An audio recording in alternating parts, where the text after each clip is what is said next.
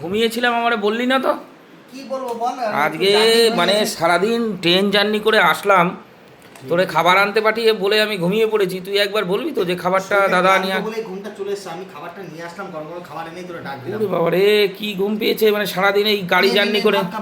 নে বার ভাত বার কটা। আজকে কি খাবার আনলি রে?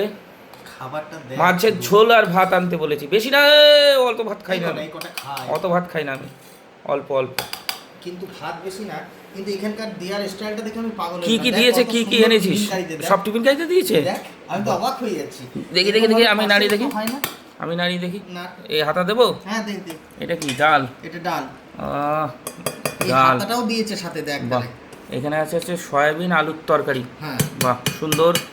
এখানে আছে এটা কি মাছ? কাতলা মাছের কালিয়া। কাতলা মাছের কালিয়া। বন্ধুরা দেখুন, বকখালিতে এসছি সমুদ্র সৈকতে, তো এসে এত সুন্দর খাবার দাবার, মানে মনটা ভরে যায়। আবার কাতলা মাছের কালিয়া। আর কি আছে রে?